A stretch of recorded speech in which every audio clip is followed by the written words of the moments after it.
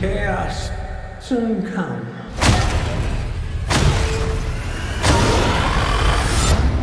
Is the loneliest number that you ever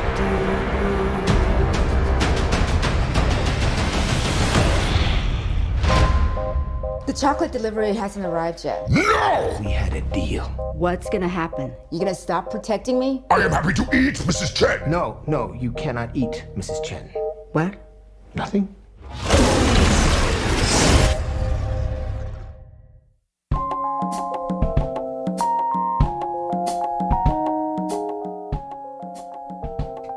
Welcome back, everybody, to Party Pass, and this is our after-party show where Patrick and I just review and do spoiler talks on any new release material that we want. In this case, this week, we are discussing, and also sticking on to the Marvel theme, Venom, Let There Be Carnage, which takes place a year after the events of the first movie. Eddie Brock, who has received the Venom symbiote, him and his best friend Venom are now anti-heroes. Yeah. And in this case, they are interviewing Cletus Cassidy, a notorious serial killer in the Marvel universe who escaped from prison after he receives a Venom symbiote himself. Yeah, he receives another symbiote. Yeah. So, because Eddie Brock put him on the death sentence, he is now going after vengeance, but also Cletus Cassidy is going to go rescue his girlfriend, who she has history with a cop, and meanwhile, Carnage just wants to rid Venom entirely because he knows that he's going to get in the way of whatever Carnage's plan is to take over the world, which, let's get into that. Now getting into the review. Carnage was not a good villain in this movie, when I really think about it. What was his plan to begin with? He just wanted to rid of Venom for what reason entirely? I'm sure it's in the comics, but in the movie, there was really no explanation for that. Yeah, it's not particularly clear. I think they're setting up for... I think they might be setting up for, like, Null to come in eventually. But, like, I'm honestly not sure. Cletus Cassidy's girlfriend. What was her name again? Her like villain name. Oh, Scream? Scream or something like that? Okay. Yeah, I think it's Scream. I mean, that would make sense. Yeah. If there's one thing I want to describe with this film, it's rushed. So many things come and go. Yeah. So much... maybe it's Shriek. Scream or Shriek. One of the two. Whatever. Doesn't matter. But, I mean, either way, this film did feel rushed. The film is only 90 minutes long, while what the first Venom movie was like 45 minutes over the runtime of this movie, I think. It was like 2 hours. Two hours or more, yeah. And like I said, just a lot of things come and go. This movie moves at a very brisk pace. There's a part where Venom and Eddie are trying to figure out what the drawings on Cletus Cassidy's cell is all about. Yeah. Turns out that's where he buried his bodies or something. Yeah. And it just kind of happens. Yeah. There's really no adventure to find this place. It just... Venom just knows, because I guess Venom is, really smart now as far as, like, knowing Earth's place, even though he's from a symbiote from a whole other galaxy. Right, yeah. This movie's just... I wanted to like this movie. I really did. Andy Serkis is right. Mm-hmm. This movie's bad, man. It's better than the first one, but it's not, like, it's not a high bar to clear. Mm-hmm. This movie has ridiculous pacing. It has atrocious comedy that doesn't land at all, at least for me. Carnage, in his own movie, is an underwhelming antagonist, and, spoiler alert, although he appears to have been killed, I don't think it's the last of him. I really don't. Especially with, there are definitely some implications here. I think they're definitely going to try and bring in Null at some point. Null. Who's a Null again? Null in the comics, he's like the god of symbiotes. Like he's like literally like the like cosmic god of symbiotes. Marvel Comics recently did an event called the King in Black, and he's like the primary antagonist. Also, Detective Mulligan is in this movie, right? Like Patrick Mulligan or whatever his name is. He eventually becomes the host of the symbiote Toxic. So, yeah, like they're trying to do something here. He didn't receive the symbiote in this movie, did he? No, because I don't think so. I don't think so either. Because there was this whole thing with his character when people go up to him and he's like, "There's monsters coming around and everything," and at the end when he sees the monsters, he does seem to possess like superhuman abilities. Yeah. Though, so because like Shriek was like. At the end of that movie, she was like killing him, like throwing against walls, stabbing him, and right here in the between the neck and shoulder. He should have died. Yeah, he does appear to be fairly. I mean, either he received something, or the movie's just relying on superhero logic. They're either not telling us something, or the movie's just even dumber than I thought. Exactly. That's what I'm saying. Either it's he received Captain America's serum, or Mulligan. Yeah, in the comics, Mulligan eventually is the human host for the toxic symbiote. So, there's a lot of symbiotes going around, man. Wear protection. Yeah, I guess so. Don't want to get a symbiote transmitted disease. Yeah, this movie's just. Let's talk about Let's talk about the best part of the movie, which is the credits. I mean, I want to talk about something else, but yeah, okay, let's talk about that real quick. Sure, let's talk about the post-credits scene in which Eddie Brock and Venom see J. Jonah Jameson revealing Peter Parker's identity at the end of Far From Home. Who is Tom Holland's Spider-Man? Right, that's Tom Holland's Spider-Man. So Venom is obviously incorporated into the MCU now. That is just a thing that is happening. Will we see him in No Way Home? I don't know.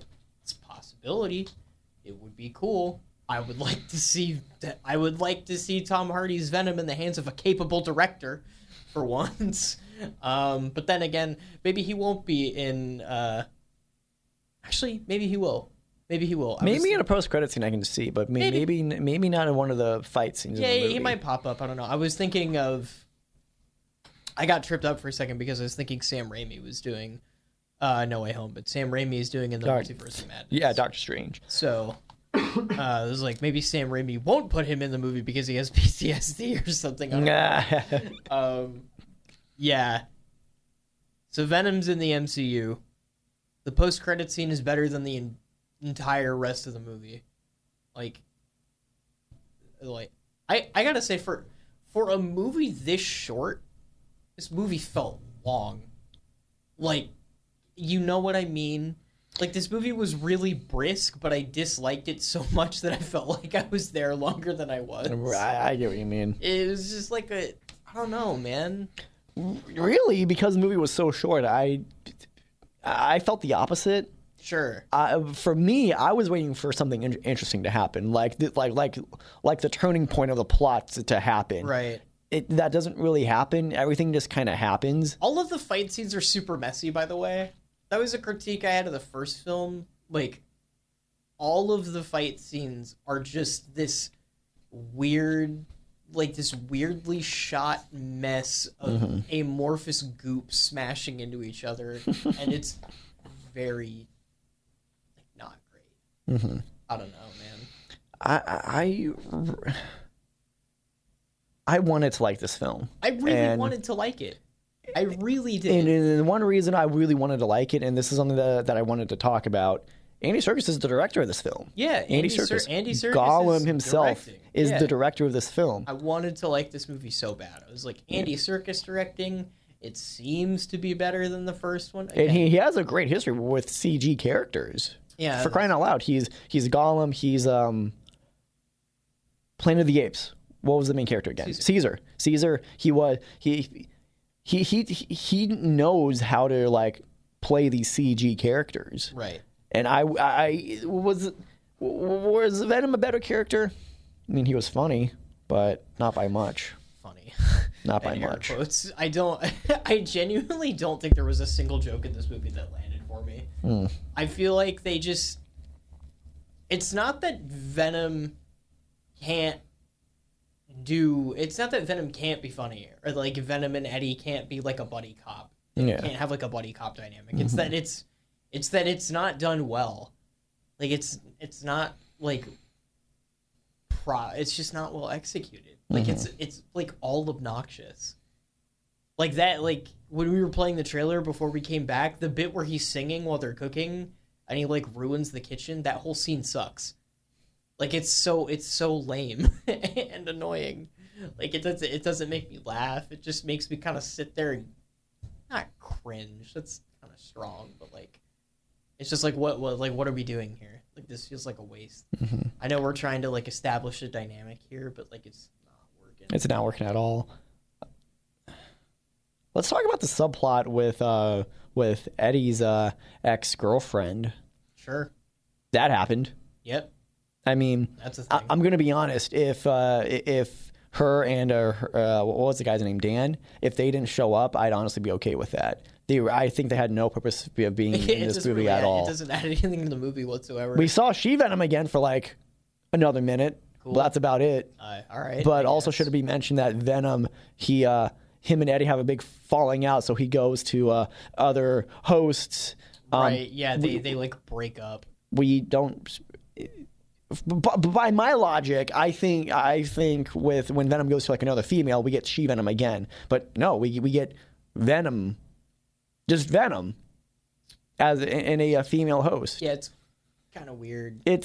There's no consistency here. But when it comes to Eddie Brock's girlfriend, now we see She-Venom. Oh, but it's for the fans though. Then at least rely on some kind of logic here. Well, yeah, because like Venom takes characteristics of the host. Yeah. Like that's the point of the symbiotes adapt to their host. So, and in this case, Venom really couldn't. He was going from host to host. Yeah. He gets a host from Mrs. Shen for a couple minutes, and that was awkward. Yeah. That was really awkward. Mrs. Shen is like downing Eddie Brock's ex-girlfriend for no reason. Yeah. Just for no reason. For no reason. And I get that they really want to do something with her and Eddie. The fact that she's engaged now to Dan. Yeah. But it was just so forced. Yeah. It was so forced. And by this point of the movie, a year has passed since the events of the first one. Right. Hasn't Eddie moved on?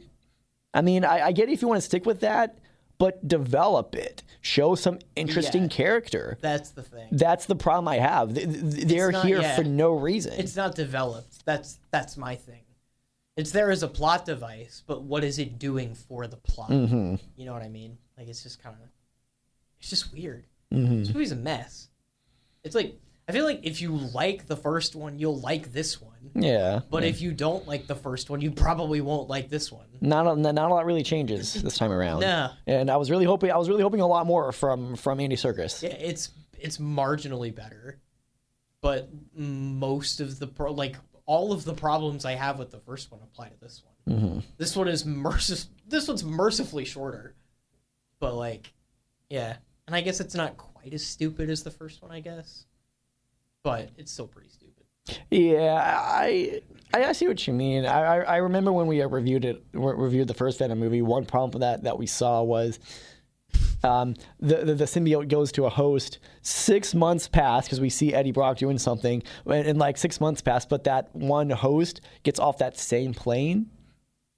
I remember we talked about that last time. Yeah, there was a plot inconsistency, I think. Yeah. Because like the idea was, I can't remember exactly what it was, but yeah, he stays bonded with a host that, yeah, I can't even remember. I do remember exactly what you're talking about though, because I remember pointing it out. Yeah. It was like, wait a minute.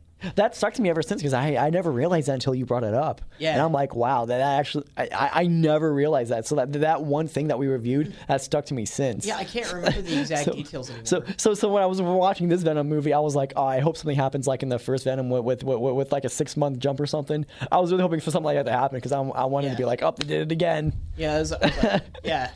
I do remember talking about that, and then I spent like 15 minutes just trashing the dialogue because the movie had some really bad dialogue.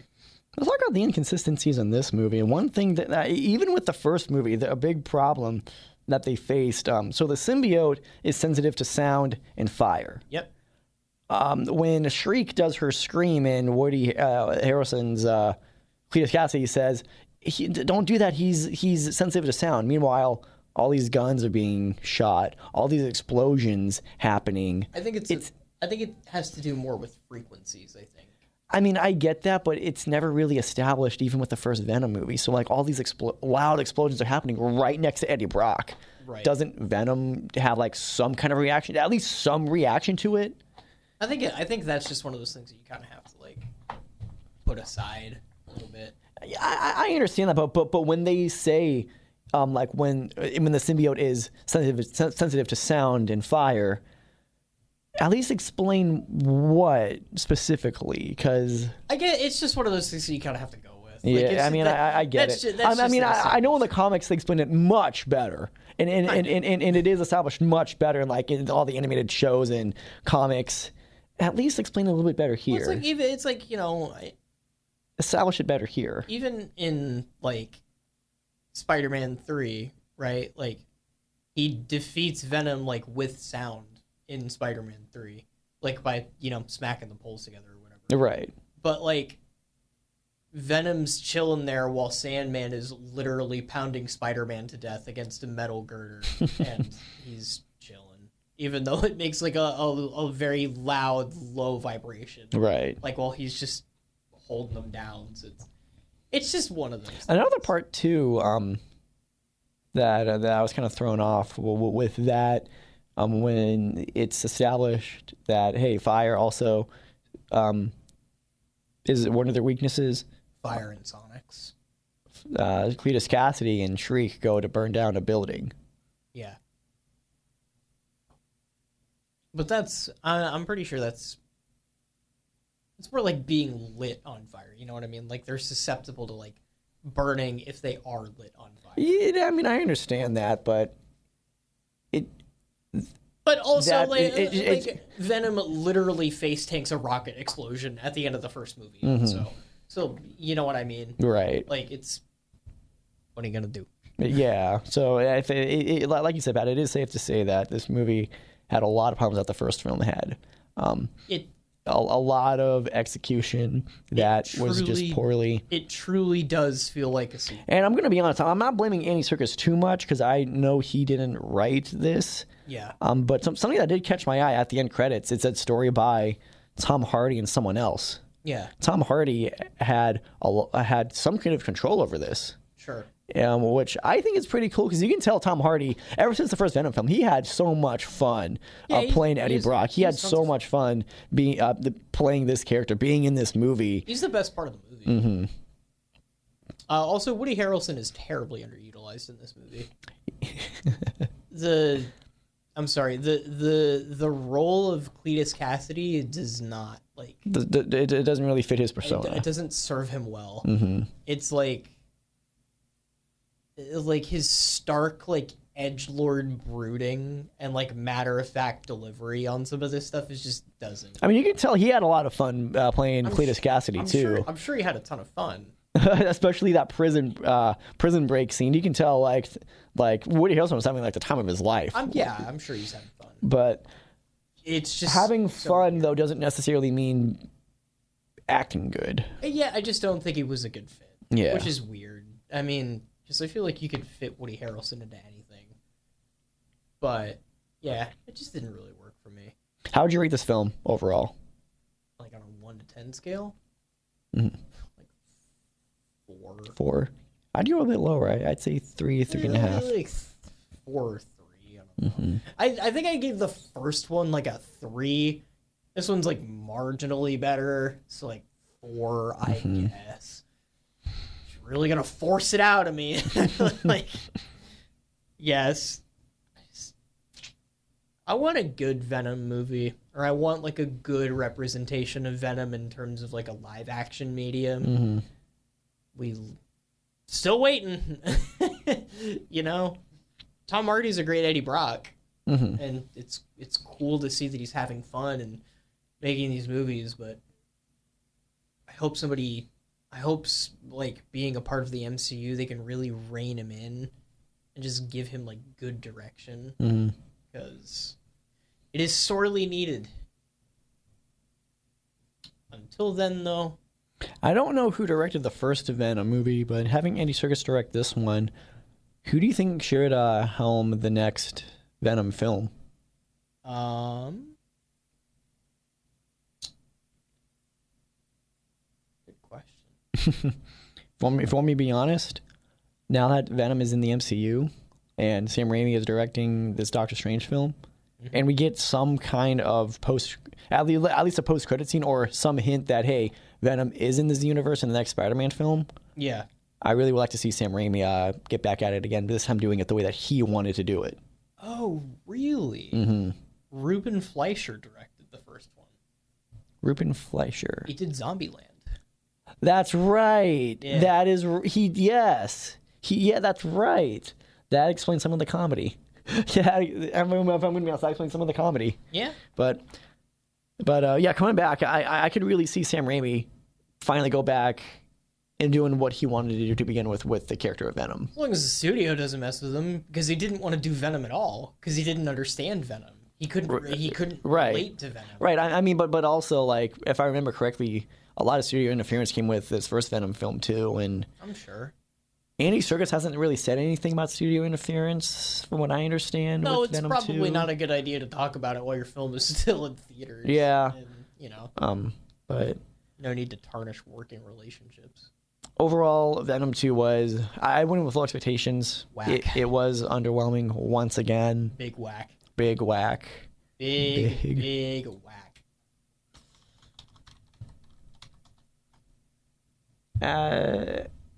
So I think that about does it for today's show, everybody.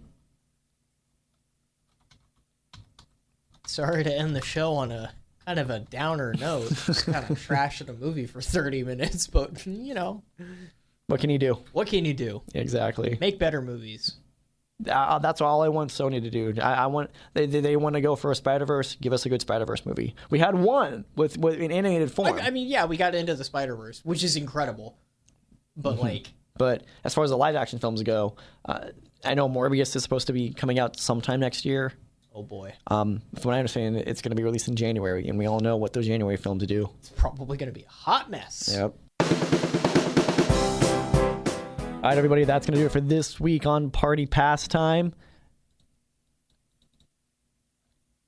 I don't know what happened, sorry for the technical difficulties, but Patrick, where can they find you on social media? You can find me on Instagram at NyanPat15, or sorry, that's my old one. Pattywise the Clown is where you could find me on Instagram.